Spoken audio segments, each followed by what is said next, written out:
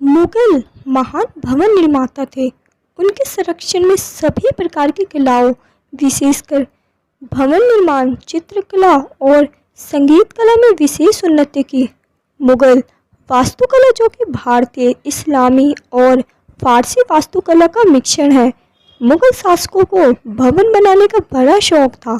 मुगल वंश के संस्थापक बाबर को भवन निर्माण कला में विशेष रुचि था। वह इस क्षेत्र में उच्च कोटि का पारखी था। जब उसने दिल्ली और आगरा के भवनों को देखा तब उसे कोई विशेष प्रसन्नता ना हुई। वह तुर्की और कस्तूलिया के कारीगरों को बुलाकर अपने साम्राज्य में अपनी इच्छा के अनुसार अनेक भवन बनवाना चाहता था, पर अधिक व्यस्त रहने और समय के अभाव के कारण वह अपनी इस इच्छा को पूरी ना कर सका। ऐसा होने पर भी बाबर ने आगरा, सीकरी, बयाना और कई स्थानों पर अनेक भवन बनवाए। बाबर द्वारा बनवाए हुए केवल 2 भवन शेष हैं, जो आज भी हमें उसकी युग की याद दिलाते हैं। बाबर ने पानीपत के निकट काबुली बाग में मस्जिद का निर्माण करवाया, जो कि इब्राहिम लोधी पर अपने विजय के स्मारक के रूप में बनवाया। दूसरी मस्जिद, जो रुहेलखंड के संभल नगर में स्थित है, यह संभल की जामा मस्जिद के नाम से प्रसिद्ध है। इस भवन पर ईरानी प्रभाव को देखने को मिलता है। बाबर का पुत्र हुमायूं का सारा जीवन भाग-दौड़ और लड़ाई झगड़ों में ही व्यतीत हुआ, परंतु संघर्षमय जीवन होते हुए भी 1533 ईस्वी में दीन पनाह नाम से अपना एक महल बनवाया, जो शेरशाह सूरी ने नष्ट कर दिया था, जो आज पुराने किले के नाम से विख्यात है।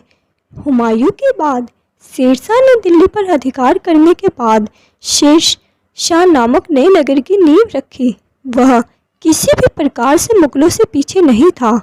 5 वर्ष के अल्प समय में उसने भवन निर्माण कला में कुछ अद्वितीय नमूनों को जन्म दिया। पंजाब में झेलम नदी के किनारे उसने रोहतास नाम का दुर्ग का निर्माण करवाया। उसके अवशेषों के रूप में अब लाल दरवाजा ही देखने को मिलता है।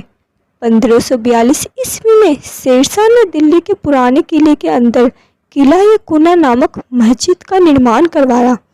हुमायूं का पुत्र अकबर के काल में भी वास्तुकला ने बड़ी उन्नति की। उसके काल में ईरानी और भारतीय शैली का मिश्रण हुआ।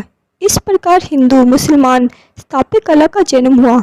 जहां उसने मुसलमानों की गुंबद, मीनार, भवन निर्माण और विशेषताओं को अपनाया, वहां उसने हिंदू की भवन निर्माण कला की अनेक विशेषताएं, जैसे स्तंभों को सजाने के लिए हाथी, शेर, मोर जैसे पशु पक्षियों के चित्र बनवाने, घंटों से भवनों को सजाने की तकनीक अपनाई गई।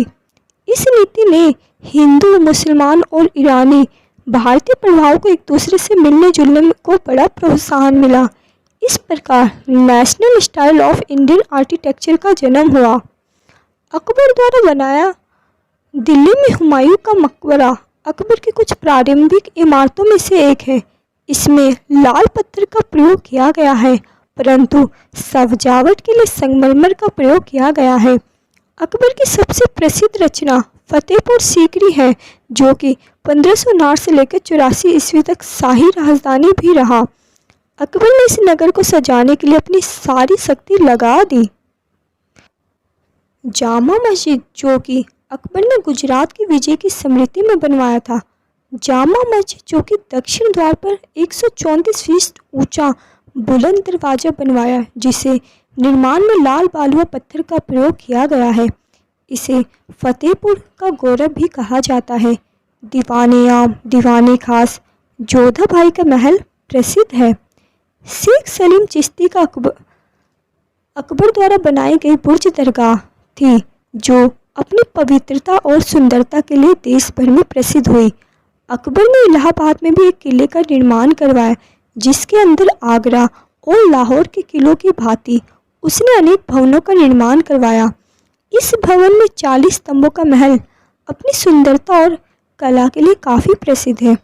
अकबर का पुत्र जहांगीर की रुचि जितनी चित्रकारी और बाग लगवाने में थी, उतनी स्थापत्य कला में नहीं थी। फिर भी उसके समय में 2 भवन आगरा में इत्मादुद्दौला का मकबरा नूरजहां ने अपने पिता की स्मृति में आगरा में बनवाया था। यह मकबरा चतुर्भुजाकार बेदाग सफ़ेद संगमरमर का बना हुआ है। ऐसा पहली बार देखने को मिलता है जिसमें बड़े पैमाने पर संगमरमर का प्रयोग किया गया है। इस भवन में पहली बार पितृद्वारा का प्रयोग किया देखने को मिलता है। पितृद्वारा जो कि फूलों वाली आकृतियों में कीमती पत्थरों और बहुमूल्य रत्नों से का प्रयोग किया जाता था।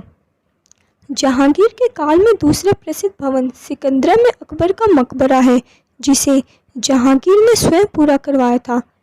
इसका नक्शा चाहे अकबर ने अपने जीवन में ही बनवाया था, परंतु यह बनकर जहांगीर के राज्यकाल में 1623 ईस्वी में बना।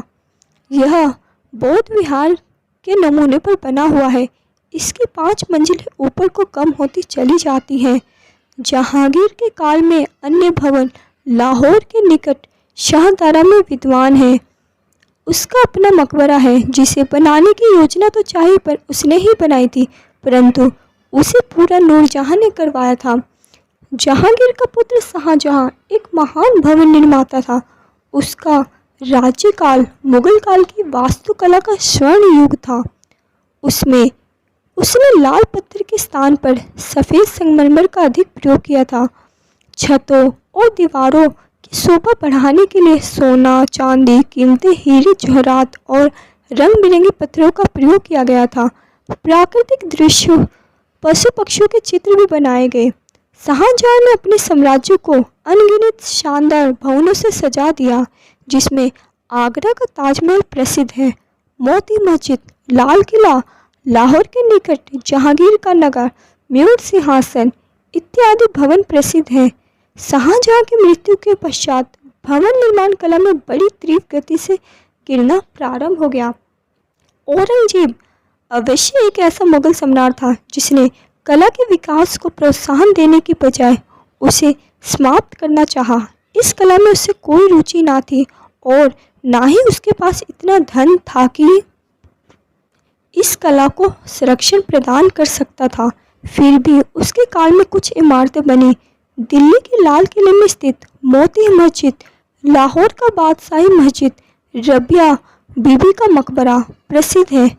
रबिया बीबी का मकबरा, जो कि औरंगजेब ने अपनी प्रिय पत्नी रबिया तुर्जानी की याद में 1678 में ईस्वी में औरंगाबाद में एक मकबरा बनवाया, जो बीबी का मकबरा के नाम से प्रसिद्ध है। इसे दक्षिण का ताजमहल भी कहा जाता है।